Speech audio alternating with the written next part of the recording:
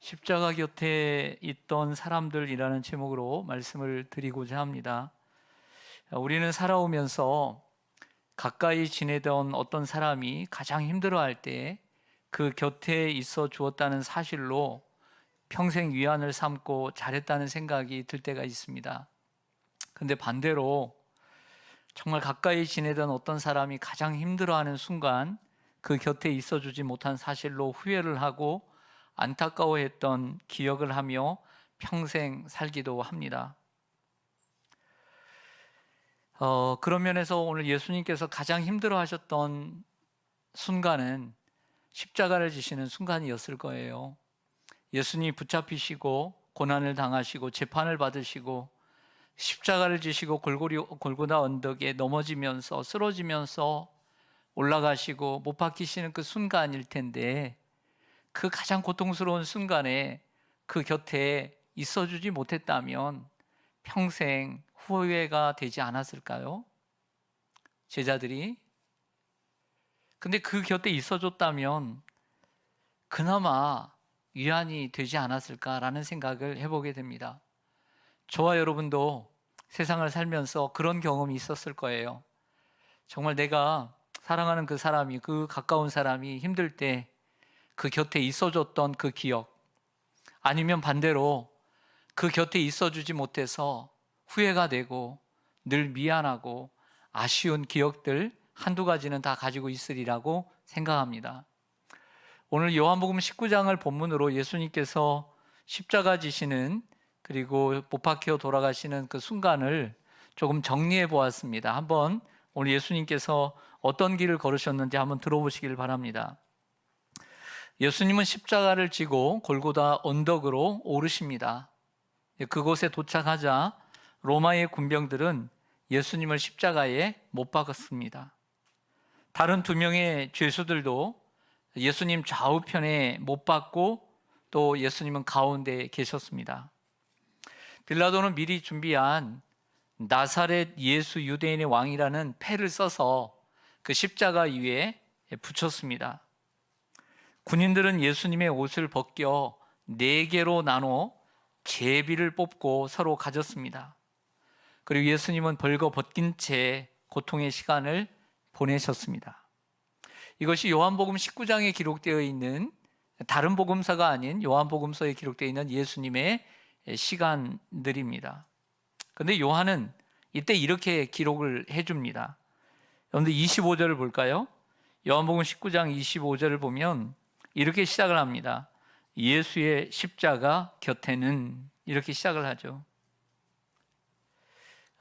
이 글의 저자인 사도 요한은 예수님이 십자가에 못 박혀 돌아가실 때 그 곁에는, 이렇게 말하면서 그 곁에 있던 사람들의 이름을 기록을 해주고 있어요.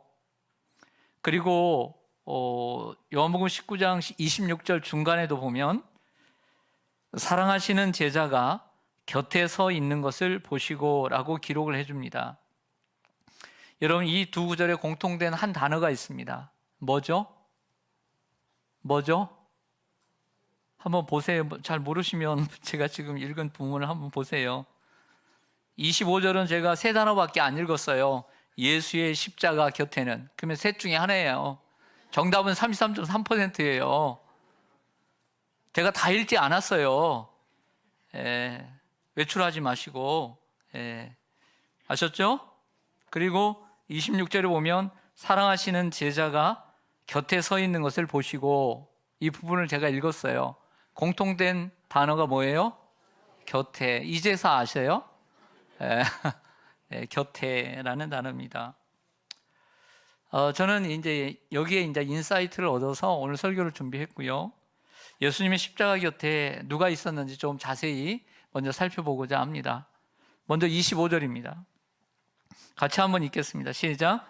예수의 십자가 곁에는 그 어머니와 이모와 글로바의 아내 마리아와 막달라 마리아가 섰는지라. 아멘. 총 몇 명일까요? 4명인 것 같아요. 예수님 십자가의 곁에는 4명의 여인이 있었습니다. 그 여인들은 예수님의 옷을 아까 좀 전에 제비를 벗겨서 제비를 뽑을 때 몇 개로 나눴다고 했죠? 4개로 나눴다 그랬습니다.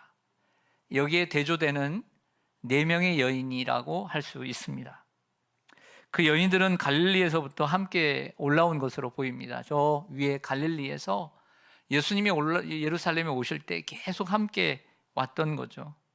그리고 예수님이 체포되신 후 달아난 제자들과는 대조적으로 끝까지 예수님 곁을 지켜주었던 이 여인들, 여러분들 내일 모레는 부활절인데 그 여인들은 언제까지 예수님 곁에 있었을까요? 부활하실 때도 곁에 있었습니다. 그 여인들의 이름을 통해서 잠깐 살펴보기를 원합니다. 첫 번째는 누구죠? 어머니 이름은 뭐예요? 마리아죠. 예수님의 육신의 어머니를 가리키는 겁니다. 누구보다 마음이 아프지 않았을까요? 여러분, 우리가 이 세상을 살아가면서 아무리 남의 자식 아픔을 내가 동정하고 같이 느낀다 해도 낳아서 기른 엄마보다 더 느끼겠습니까? 네? 내 자녀가 아플 때 아무리 내가 정말 안 됐다, 나도 정말 슬프다 했는데도 친부모보다 아프겠습니까, 여러분? 그러지 못해요. 어머니의 마음이 얼마나 아팠을까요? 두 번째는 이모가 있습니다. 여기는 이름이 기록되어 있지 않는데 아마 이모하면 마리아의 자매겠죠. 그런데 보통 야고보와 요한의 어머니 살로메일 것이라고 얘기를 합니다.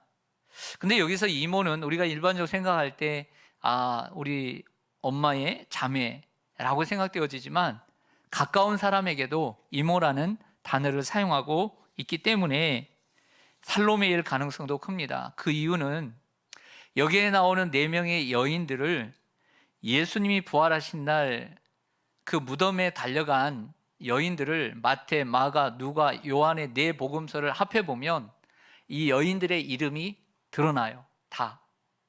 그러니까 이들이 십자가 곁에만 있었던 것이 아니라 부활절 아침에도 이들의 이름이 다 드러나는데 사복음서에 나오는 예수님의 부활을 목격했던 그 향품을 바르러 갔던 여인들을 총합하면 그 중에 살로메가 등장해요.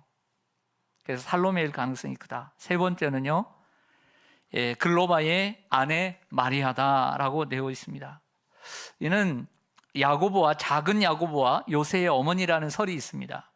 그러나 요한 칼빈은 그의 주석에서 헬라어 원문이 글로바의 마리아라는 뜻이 있기 때문에 글로바의 아내가 아닌 글로바의 딸로 생각한다고 주석을 달고 있습니다. 네 번째로는 그 유명한 막달라 마리아입니다. 막달라 마리아는 요한복음 속에서도 유일하게 예수님의 무덤에 달려간 여인으로 기록되고 다른 복음서에도 그렇게 기록되기도 합니다. 그러나 어떤 복음서에 보면 3명의 여인의 이름이 기록되는 걸 볼 때 단연 막달라 마리아는 빠지질 않아요. 아주 열정 있는 여인입니다. 여인은 잘 아시는 대로 7귀신이 들렸었죠. 그래서 예수님께서 고쳐주신 여인입니다. 예수님을 얼마나 따르고 사랑했는지 알 수 있습니다. 예수님의 은혜를 잊지 않은 귀한 여인임을 보여줍니다. 이 4명의 여인들이 예수님을 따라 십자가 형벌이 집행되는 그 골고다 언덕까지 온 것을 보면 예수님에 대한 그녀들의 사랑과 믿음이 평범한 것이 아니었음을 보여줍니다. 그리고 그 믿음이 훈련되었기에 십자가 곁에 서 있을 수 있었습니다. 왜냐하면 담대함이 있어야 되기 때문이죠. 그녀들은 그 믿음으로 예수님의 십자가의 목격자가 되었고 그리고 부활의 목격자까지 되었음을 복음서를 통해서 알 수 있습니다. 여러분, 우리가 누군가 어려운 사람의 곁에 있어준다는 것은 그분들에게도 큰 위로가 되지만 우리로서도 큰 축복이 되는 줄로 믿습니다. 저는 많지 않은 나이에 담임 목사가 되었습니다. 그렇다 보니 아주 지금 생각해 보니까 철없는 어린 나이에 결혼식 줄에도 설 수 있었습니다. 몇 살 차이 나지 않는 동생뻘 되는 신랑 신부를 주례할 수 있었고 가끔은 저보다 훨씬 나이가 더 많은 신랑 신부의 결혼식 주례도 했습니다. 결혼을 2번, 3번 하는 거 아니잖아요. 보통 1번 하죠. 그래서 그래도 저를 기억해 줄 것 같아요. 그래도 저를 기억해 줄 것 같아요. 한 번은 어떤 성도님 그 며느리인데 그 성도님이 이제 사정이 있어서 우리 교회를 안 나오셨어요. 근데 성도님 우리 교회를 나오실 때 그 아들하고 그 아들도 우리 교회를 안 나왔는데 아들하고 며느리 결혼식 때 제가 주례를 했어요. 근데 어느 날 갑자기 한 젊은 여자분이 저를 찾아온 거예요. 찾아와서는 노크를 하더니 저는 누구누구 집사님 며느리입니다. 그러면서 하시는 말씀이 목사님이 주례해 주셨대요. 난 기억이 날까 말까 한데 그러니까 우리 교회를 안 다녔는데 그 부모님의 자녀 결혼을 시킨 거죠. 그러니까 아들은 좀 아는데 며느리는 더 모르죠. 근데 생각도 날 것 같아요. 근데 그 부모님은 기억나요. 이렇듯 저는 기억을 못해도 결혼한 사람은 두 번, 세 번 하는 거 아니니까 누가 줄에 섰는지는 기억할 거 아니에요. 여러분 누가 줄에 섰는지 기억나세요? 나죠? 네. 정말 아무 자격도 없고 정말 실수도 많았는데 모든 것이 참 하나님의 은혜라고 생각을 합니다. 근데 결혼식 주례만 한 건 아니었어요. 일찍부터 장례식 집례를 해야 했습니다. 아마 장례 집례는요 결혼식 주례보다 훨씬 더 많이 한 것 같습니다. 모든 장례는 소중하고 귀합니다. 그런데 그 많은 장례 가운데 제가 보람이 있다고 생각되는 게 있었어요. 보람이 더 느껴지는 장례가 이런 것들입니다. 가족이 많지 않은, 유족이 많지 않은 그러한 장례. 그러한 장례를 3번, 4번 예배 드리면서 3일 동안 함께 했던, 그럴 때 그런 기억이 참 보람이 있다라는 생각이 들어요. 모든 게 귀하지만 또 어떨 때 보면 한참 명절에 장례가 났어요. 찾아오는 손님도 없고 그리고 성도님들도 없고 많지 않고 이럴 때 내가 명절을 포기하고 장례를 집례해 줬을 때 그분들은 기억에 남지 않을까요? 저도 이처럼 기억에 남는데 그분들은 고맙게 생각되지 않을까요? 한 번인데 성도 여러분, 이와 같이 예수님이 가장 힘든 시간에 곁에 있어준 그 여인들 예수님이 생각할 때 참 고맙게 여겼을 거라고 믿습니다. 우리도 누군가가 힘들어할 때 곁에 있어주는 사람이 되기를 간절히 소망합니다. 한 여인이 생각납니다. 옛날에도 함께 한 번 한 적이 있는데 한 30년 전에 제가 이제 군대를 제대하고 이제 부평 쪽에서 이제 교육전사로 있었는데 상황이 그러다 보니까 뭐 제가 있을 곳이 없다 보니까 제가 교회에서 잠을 청하면서 뭐 교육전도사인데도 매일 새벽 기도하고 매일 이렇게 했어요. 근데 30년 지내다 보니까 그 지역이 좀 밤이 되면 위험한 사람들도 많고 그랬어요. 그래서 주택가였는데 요즘은 뭐 그렇지 않지만 옛날에는 파출소에 가보면 뭐 시끌시끌하고 그랬는데 어떤 사람은 뭐 칼 들고 오기도 하고요. 그랬습니다. 지나가는 사람들이 교회가 근처에 있다 보니까 막 술 먹고 오고 교회 앞에가 이렇게 공터였는데 하룻밤에 어떤 키가 크고 술을 먹었는지 안 먹었는지 잘 모르겠지만은 막 난리를 치는 겁니다. 바로 교회 앞인데. 근데 다 벗었어요. 다 벗었어. 그리고 나중에는 교회에 쳐들어온 겁니다. 교회에 쳐들어와서 목사님을 죽이겠다고. 나중에는 그렇게 하더라고요. 그때 우리 바로 교회 곁에 그리고 교회가 길 곁에 있는데 길이 있고 공터가 있는데 바로 이 교회 앞에 살던 최 집사님이라고 하는 여자 집사님이 있었어요. 여자 집사님. 좀 이렇게 조금 등치가 좀 있었는데 남자가 다 벗었잖아요. 목사님 죽이겠다고 하는데 그 여집사님이 나서더라고요. 그 여집사님이 싸우더라고요. 여러분, 이런 담력 아무에게나 나온 게 아닙니다. 결국 그분 목사님 됐습니다. 목사님 됐어요. 여러분, 또 도우려면 곁에 있어야 돼요. 교회 가까이 사세요. 그래야 도울 기회라도 생기지. 만약 그 시간에 그 집사님이 1시간 거리, 30분 거리 있어 보세요. 목사님께 도움이 되겠습니까? 위험할 때 도움이 되려면 가까이 있어야죠. 부르면 빨리 와야죠. 그래야 돕기라도 하죠. 할렐루야. 그렇다고 너무 급하게 이사 오진 마시고 잘 생각하시고 말이 그렇다는 겁니다. 여러분, 제가 30년이 지났는데도 기억이 나요. 남자도 못하는 일을 다 벌거벗은 그 장정이 그렇게 하는데 여자가 달려들어서 막았습니다. 그리고 끝났습니다. 그리고 예수님 곁에는 또 한 명의 사람이 있었습니다. 26절, 27절을 보시죠. 요한복음 19장 26절, 27절을 보시면 예수께서 자기의 어머니와 사랑하시는 제자가 곁에 서 있는 것을 보시고, 한 명이 더 있었죠? 누가 더 있었어요? 사랑하시는 제자가. 그 어머니는 이미 그 앞절에서 등장을 했지 않습니까? 그 어머니와 사랑하는 제자에게 하고 싶어서 이렇게 썼던 거죠. 사랑하는 제자가 한 명 더 있었던 거죠. 어디요? 곁에 서 있는 것을 보시고 자기 어머니께 말씀하시되 여자여 보소서 아들이니이다. 또 그 제자에게 이르시되 보라 내 어머니라 하신대 그때부터 그 제자가 자기 집에 모시니라. 누구를 모셨다는 걸까요? 예수님의 어머니 마리아를 모셨다는 것입니다. 그리고 여기서 예수님이 사랑하신 제자는 요한복음의 저자인 사도 요한입니다.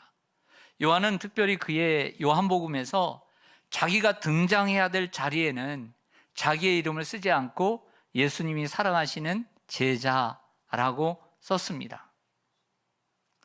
그런데 여기에 아무도 태클을 걸지 못해요. 왜? 예수님이 십자가에 못 박히실 때 곁에 있었으니까. 도망치지 않았으니까.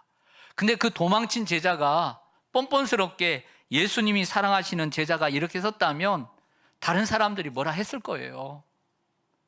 너도 없었으면서. 근데 그 자리에 있었으니까 아무도 태클을 걸지 못하는 거예요.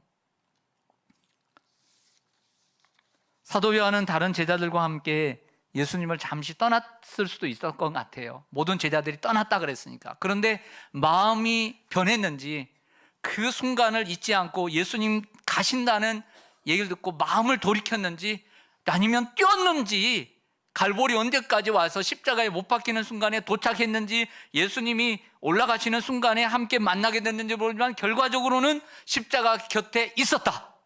이게 팩트죠. 우리에게 기회가 왔을 때 늦더라도 돌이켜야 되고, 늦더라도 가야 되고, 늦더라도 하나님 앞에 서야 될 줄로 믿습니다. 늦더라도 이제 가야 돼요.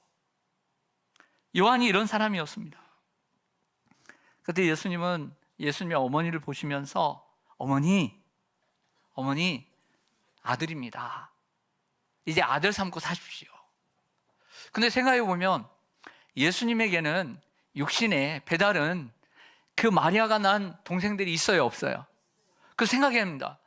아니, 둘째도 있고 셋째도 있고 오늘 성경에 기록된 성경의 저자인 유다도 있고 또 뭐 누구도 있고 많은데, 야고보도 있고 있는데 왜 그 요한에게 맡겼는지 저는 잘 모르지만 하나님의 계획이 있는 줄로 믿습니다.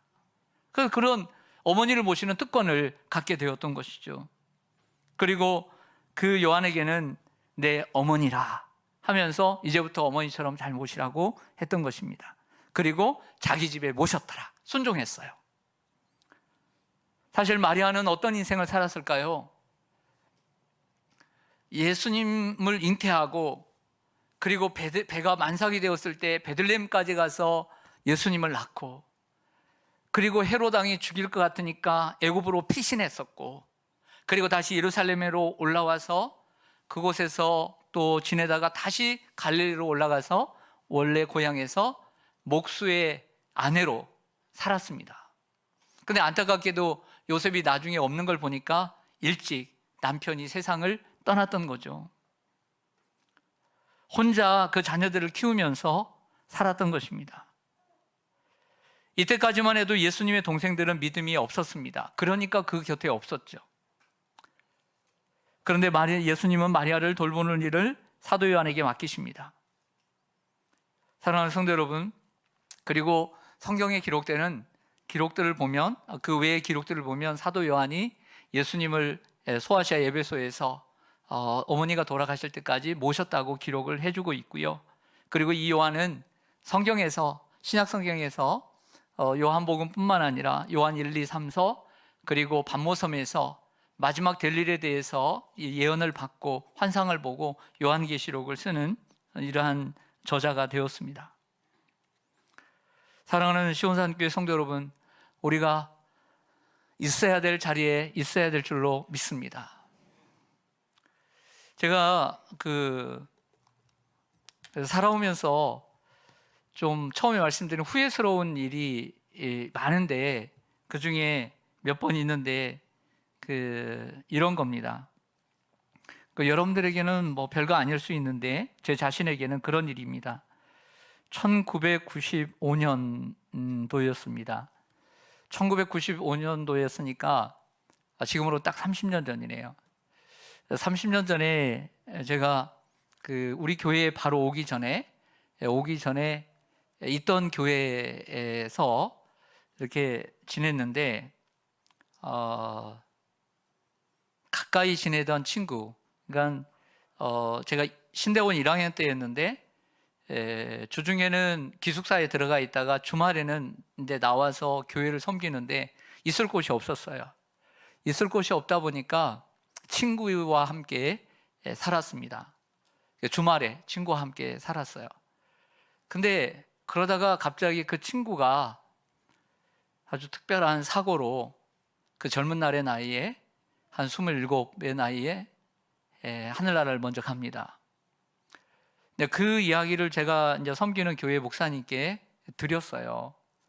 드리고 난 다음에 이제 가까운 곳에 서대문구 쪽에 이제 장례식이 있었는데, 친구 장례를 이렇게 치르게 됐습니다. 치르는데 이제 3일장을 치르는데 저는 뭐 친구들도 있었지만 바로 전날까지 저하고 같이 잤거든요. 한 주 전까지도 저하고 잤으니까 무척 마음이 아팠고, 그런데 이제 장례식 도중에 첫째 날인지 둘째 날인지 잘 모르지만, 기억이 안 나지만, 저는 이렇게 아침을 이렇게 먹고 싶은 생각이 없더라고요. 근데 친구들이 자꾸 밥 먹으러 가자고 그러는 거예요. 한 오전 정도 됐을 것 같아요. 밖으로 나가자는 거예요. 그래서 어쩔 수 없이 저는 나갔습니다. 근데 나갔는데 제가 없는 시간에 제가 섬기던 교회에 목사님이 그 이야기를 듣고 아들과 함께 조문을 온 거예요. 조문을. 근데 조문을 왔는데 누가 없어요? 제가 없었어요. 제가. 사실은 그 친구가 죽어서 오기도 했지만 저를 보고 온 거 아니겠어요? 저를 보고. 그래서 나중에야 왔다 가셨다는 얘기를 들었습니다. 그래서 그게 마음에 많이 걸려요.